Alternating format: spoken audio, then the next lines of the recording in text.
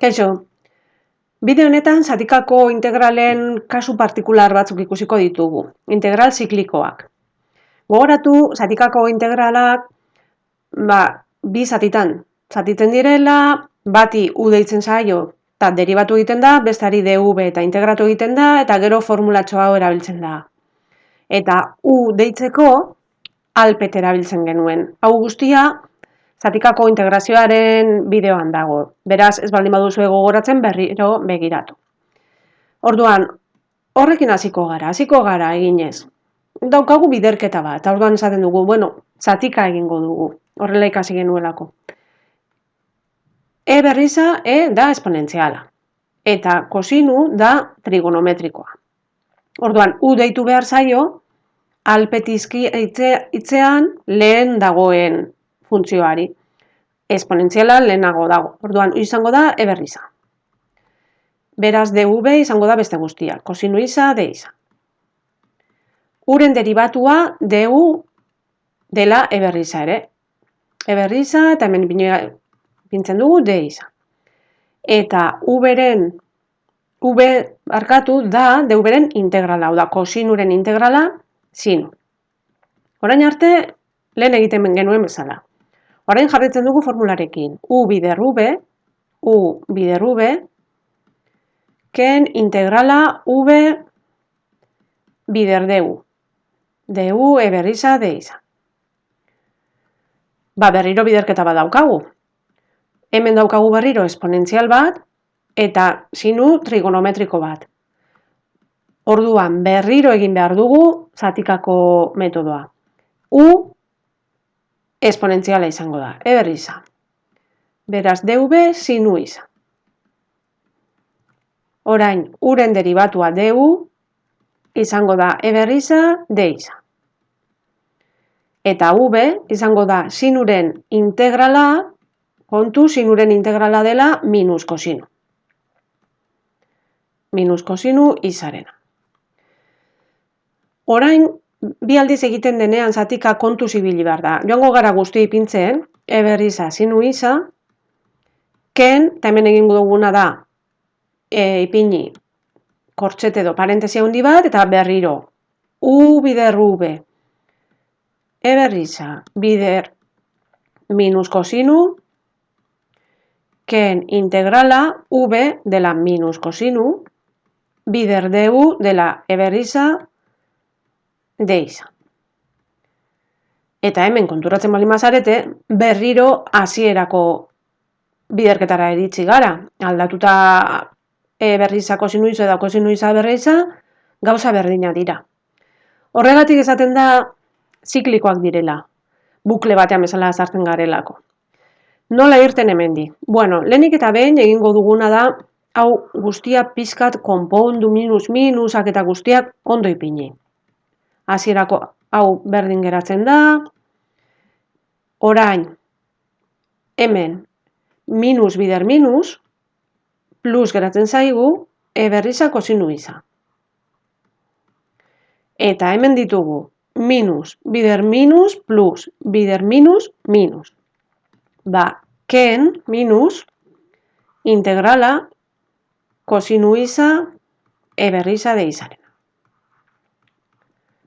Kontuz, minus honek guztiari aldatzen dio, orduan hau minus zen, plus bihurtzen da, eta hau minus plus zen, minus bihurtzen da. Eta epein hona iristen garenean, honakoa egin behar dugu. Berriro idatziko dugu, hasieran geneukana, eta orain nora iritsi garen. Hau da, gu geneukan. Hasieratik hasi gara eginez, integrala e berriza kosinu isarena. Berdin, eta geratu zaigu, e berriza sinu isa, hemen daukagun hau, gehi e berriza kosinu isa, hauek guztiak ja integral gabe, ken, eta hemen berriro, kosinu isa, e berriza, edo e berriza den, kosinu isa. Hau da, daukagu hemen, honi i deitzen baldin badiogu, hemen ere daukagu i, minusarekin. Eta egingo duguna da, beste aldera pasatu, berdintzaren alde honetara pasatu. Orduan, Hau pasatzen baldin badugu, minus hau plus bihurtzen da. Beraz, esango dugu I gehi I, hau da, bi aldiz gure integrala, izango da berdin, e berriza sinu isa, gehi e berriza kosinu isa. Eta hauek jaz daukate integralik. Eta guk nahi dugun integrala da I hau da guk nahi dugun integrala. Askatu egingo dugu. Hau da, I izango da berdin. E berriza sinu isa, gehi e berriza kosinu isa, guztia zati bi. Bi hau dagoelako hemen biderkatzen, zati pasatuko da. Eta hau gehi K, honekin ja gure integrala eginda dago. Hau zelako guk nahi genuen integrala. Beraz, pixkat arraroa bezala geratzen da. Baina ez dira hain zailak. Joan behar da kontu handiarekin, minus honekin, gehien bat, eta minus, hauek guztiak ondo eginez. Hemen plus geratzen baldin bazaizu hemengo honetan, ez zen ondo egongo, joango zen, beraz minus geratu behar da. Eta orain bai ikusiko dugu beste kasu bat pixka zailagoa.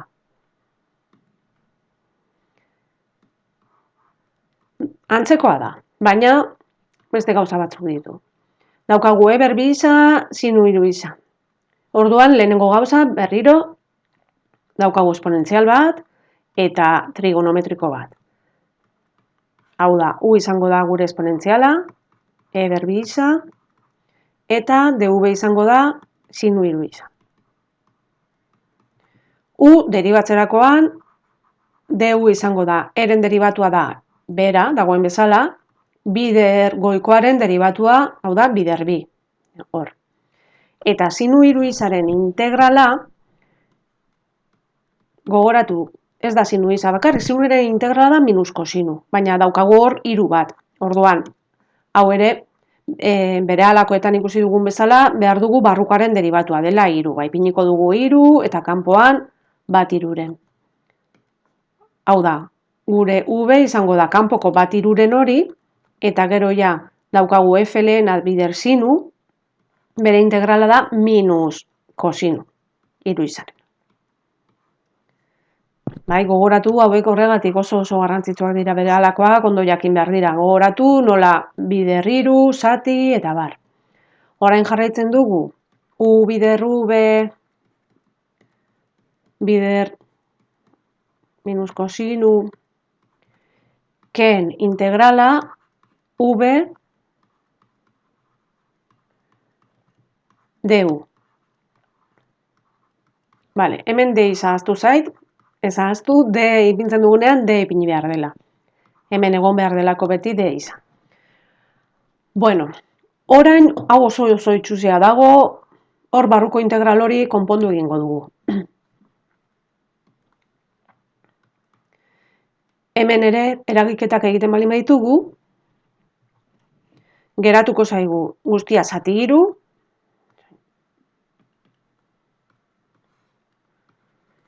eta goian, e berbi isa, bider minus kosinu hiru isa, horrela ipiniko dugu, beti parentesi artean biderkatzen daudelako eskentzen. Gero, hemen integral hau egingo dugu, zenbakia kanpora, bat hiruren eta bi hau kanpora. Eta minus plus egiten dute. Hau da, hau guztia geratzen da plus bi zati hiru, eta orain integral barruan bai, kosinu bi isa, e berbi isa. Kosinu hiru isa, barkatu. Hau ez dago ondo. Hemen lehen naiz, hiru isa da, denbora guztian. Dira, kosinu hiru isa eta e berbi isa.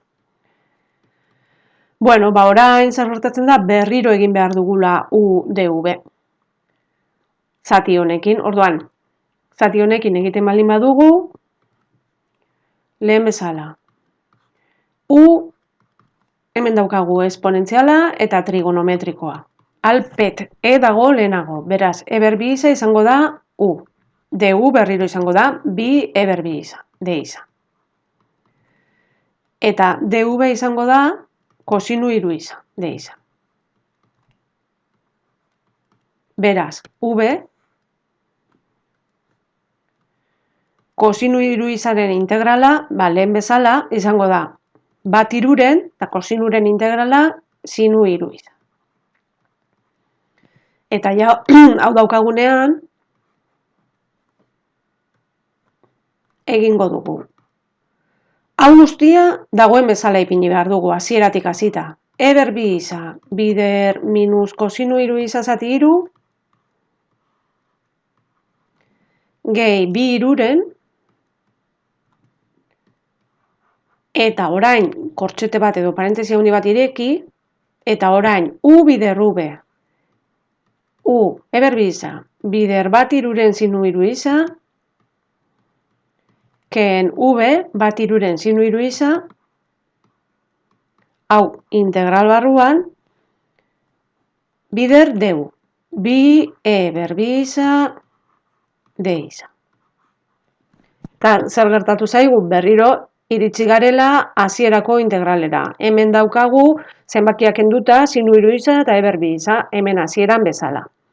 Beraz zikloan sartu gara. Hemendik ateratzeko egin behar dira eragiketa guztiak. Joango gara poliki-poliki eginez. Lehen hau dagoen bezala, hemen ez dago arazorik, hau utziko dugu horrela. Orain, bi iruren bider hau guztia egingo dugu, zenbakiak zenbakiekin, bi bider bat bi, eta hiru bider hiru, bederatzi, eta hemen goian ipini dezakegu, e berbi iza, sinu hiru iza, zati hori. Eta zati honetan, bi erenek honi ere biderkatuko dio. Eta gainera, irtengo dira barrutik berriro beste bi, bider bat zati hiru, beste bi eren. Vale? Bat da hemengoa, eta bestea da orain irtetzen dena. Hau askotan gertatzen da hauetan. Berritan gertatzen dira gauza, berriro azaltzen dira. Geratuko da, bider bi iruren integrala sinu hiru iza, bider berbi iza, de izarena. Eta hau ja hasierakoa da. Orduan lehen egin dugun bezala, egingo duguna da, idatzi lehen geneukana, vale? I deituko diogu, hasierako honi I deituko diogu, eta hemen irten zaiguna ere I da. Hau da. Hasierako I izango da berdin. Hau guztia dagoen bezala. E berbi iza, bider minus kosinu hiru iza zati hiru, gehi bi e berbi iza sinu hiru iza zati bederatzi,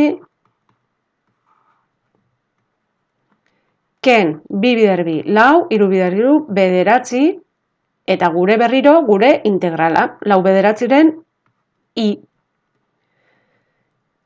Orain lehen bezala pasatuko dugu zati hau beste aldera, eta batzen pasatuko da. I gehi lau zati bederatzi I.